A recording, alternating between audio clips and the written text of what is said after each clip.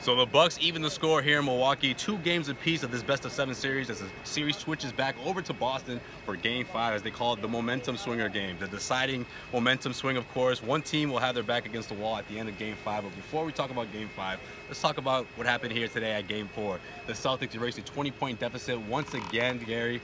We saw the Celtics fight back. Jaylen Brown, of course, led the way. You know, his 34 points went a long way for the Celtics team. And, of course, Jason Tatum contributed as well. We saw a little bit of production as well as Terry Rozier, but it wasn't enough for the Bucks, of course, as they were able to crawl away.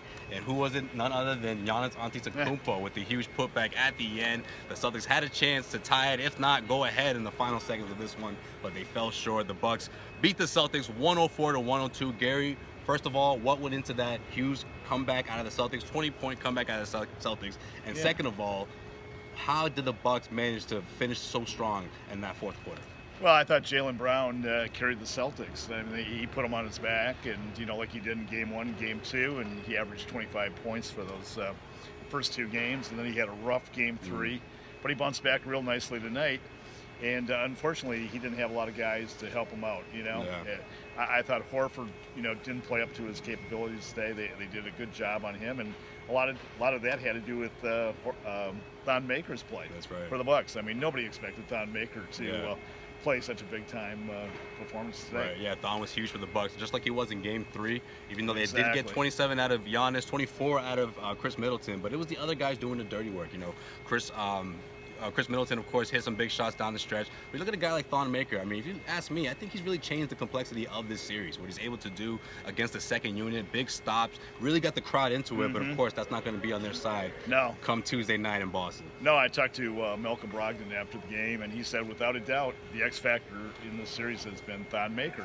His performance the last 2 games, he had 5 blocks, like I said, in Game 3. He also had 5 blocks today. And that was more than the entire Celtics team. So, yes, I mean, he was a force around the basket. And you know, I felt sorry for Brad Stevens and his coaching staff because they didn't prepare this series for Thon Maker. Right. I mean, Thon Maker had a really shaky season. He averaged like 3 or 4 points a game. I mean, he was a non-factor. And all of a sudden, he comes out of nowhere. So definitely the X factor so far. It's funny, before Game 4, Gary was telling me Game 3 was easily the best performance you've ever seen out of Thon Maker. And of course, Gary's been following this team all season long. So it says a lot for what he's been able to do against the Celtics here. Yeah, and you know what?